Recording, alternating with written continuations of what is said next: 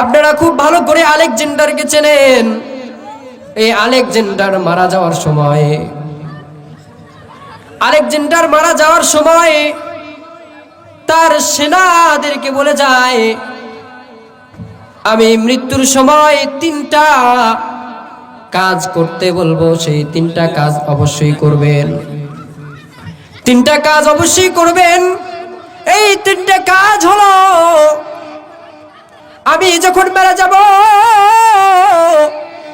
তখন আমার যারা ডাক্তার ছিল এই ডাক্তারদেরকে আমার কাফিন বহন করতে বলবে। আর দ্বিতীয় হলো, আমার কাফিন যে দিক দিয়ে যাবে ওই দিক দিয়ে আমার কোষাগার থেকে স্বর্ণ রূপা ছড়িয়ে রাখবে। আর তৃতীয় বস্তু হলো, আমি যখন লাশ রাখা হবে তখন যেন ওই লাশকে মানুষ ভালো করে খেয়াল করে, ওই কবরের আশপাশে যেন মানুষ ভালো করে লক্ষ্য রাখে। এই 3টা বস্তু সম্পর্কে তিনি ওসিয়ত করে যান। এই 3টা বস্তু খুব ভালো করে মনে রাখার কথা বলছেন। প্রথমটা হলো কাফিন যেন ডাক্তার বহন করে। আর দ্বিতীয় বস্তু হলো, ওই কাফিনকে যেদিক দিয়ে নেওয়া হবে সেই 2 পার্শ্বে যেন তার কোষাগার থেকে স্বর্ণ রূপা ছড়িয়ে দেওয়া হয়, ছিটিয়ে দেওয়া হয়। আর 3 নাম্বার বস্তু হলো, তার কাফিনের মধ্যে থেকে যেন তার হাতটাকে বাহির করে রাখে। লোকেরা জিজ্ঞেস করলো, এই কাফিনকে যেভাবে আপনি নিয়ে যেতে বললেন ডাক্তারদের সাথে, কেন, এর কারণ কি? তখন আলেকজান্ডার ডেকে ডেকে বলল, ওই কাফিন ডাক্তারদেরকে নিতে বললাম কারণ হলো, আমি আলেকজান্ডারের চিকিৎসা করেও কোনো ডাক্তার আমাকে বাঁচাতে পারে নাই। ওই কাফিন বহন করছে ডাক্তার, কাফিন বহন করে আমাকে মৃত্যুর দিকে নিয়ে যায়, আমাকে কবরের দিকে নিয়ে যাচ্ছে, কিন্তু এই লোকেরা আমাকে বাঁচাইতে পারে নাই। এক কথায় তিনি বুঝাইতে চান যে ডাক্তারের কোনো ক্ষমতা নাই, যে ডাক্তার কাউকে বাঁচাইতে পারে, আবার ডাক্তার কাউকে জীবন দিতে পারে এমন কারো ক্ষমতা নাই। আর 2 নাম্বার বলছে যে কাফিনের পাশ দিয়ে যেন স্বর্ণ রূপা রাখা হয়। তখন জিজ্ঞেস করছে, এই স্বর্ণ রূপা রাখার কারণ কি? বলছে, দেখো, এই আলেকজান্ডার স্বর্ণ রূপার মালিক ছিল, কত স্বর্ণ রূপা আমার ছিল, কোষাগার ভর্তি আমার মাল ছিল, কিন্তু মৃত্যুর সময় আমি কোনো স্বর্ণ রূপা নিয়ে যেতে পারি নাই। কোষাগার থেকে 1 বিন্দু পরিমাণ সম্পদ আমি নিয়ে যেতে পারি নাই। এটা যেন মানুষ শিক্ষা গ্রহণ করে। আর 3 নাম্বার হলো, তার যেন হাতটা বের করে রাখে, কাফিন থেকে বের করে রাখে। এজন্য আলেকজান্ডারকে জিজ্ঞেস করলো, এই কাফিন থেকে হাত কেন বের করে রাখা হবে? বললো, এই কাফিন থেকে হাত বের করে রাখার কারণ হলো, এই হাত দিয়ে আমি কি করেছি না করেছি, আমল করেছি কি না করেছি, দুনিয়াতে থাকাকালীন কারো প্রতি অত্যাচার করেছি কিনা, যা করেছি অহংকার করেছি, সম্পদ কামাইছি, কিন্তু এই হাত দুটো এখন পড়ে আছে, কোনো কাজে লাগে নাই। তাই বলছিলাম মৃত্যু কত বড় কঠিন। এই মৃত্যুর সময় আলেকজান্ডারের মতো মানুষ দুনিয়া থেকে চলে গেছে, কিন্তু 1 বিন্দু পরিমাণ সম্পদ নিয়ে যেতে পারে নাই।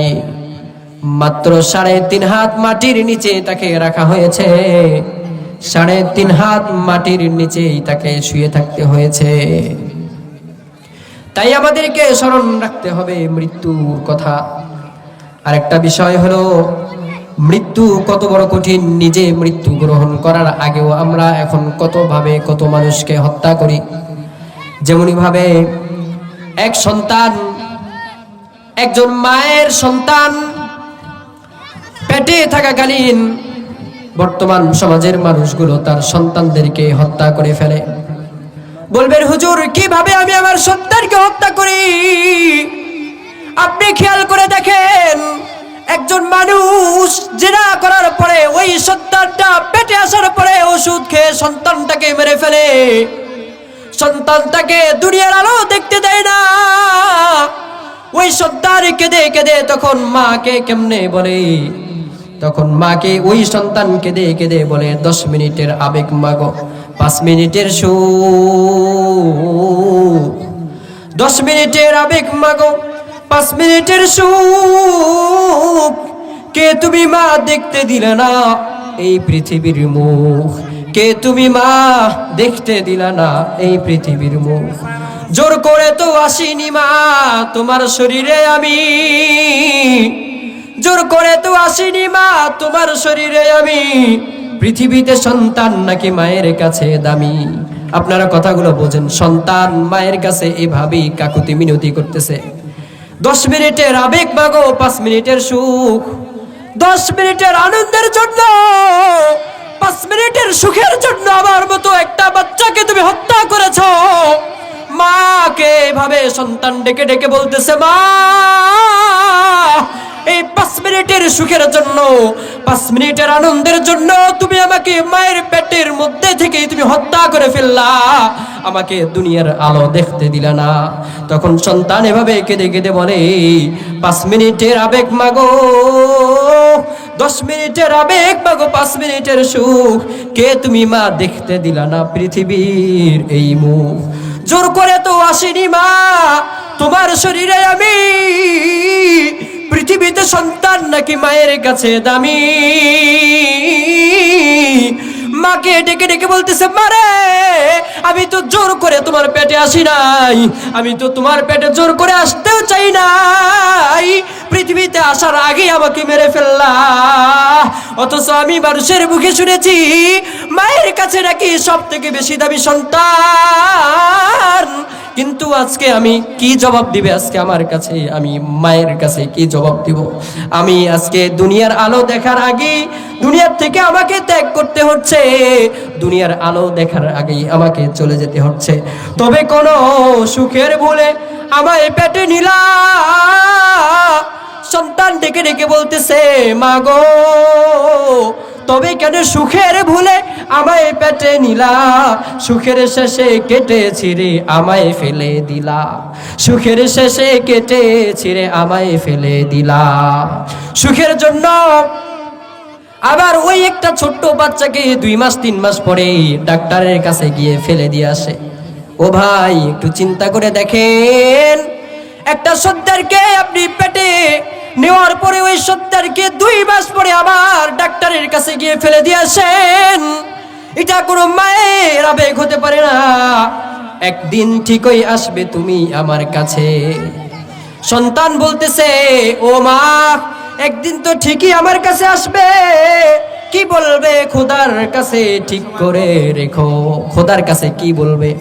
আমাকে দুনিয়াতে থাকাকালীন 2 মিনিট 5 মিনিটের আনন্দের জন্য পেটে নিয়ে আবার 2 মাস পরে আমাকে ডাক্তারের কাছে গিয়ে ফালায়া দিছো মা।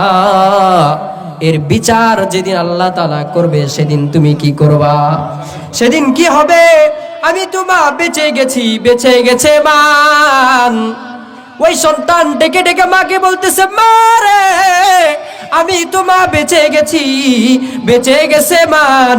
নয়তো মরে বলতো লোকে অবৈধ সন্তান, নয়তো মরে বলতো লোকে অবৈধ সন্তান। সন্তান মাকে ডেকে ডেকে বলে, মারে আমি যদি এই দুনিয়াতে আসি, দুনিয়াতে আসার পরে মানুষগুলো আমাকে অবৈধ সন্তান বলে রাখতো গো, এই অবৈধ সন্তান বলা থেকে আমি তো বেঁচে গেছি। কিন্তু তুমি কিভাবে বাঁচবে? একটু অবৈধ সুখ পেতে আমায় পেটে নিলে, কলঙ্কের ভয়ে আবার আমায় ছেড়ে আবার ফেলে দিলে। একটু আনন্দের জন্য পেটে নিয়ে আবার আমায় ফেলে দিলে। তোমার মাও করতো যদি তোমার সাথে এমন।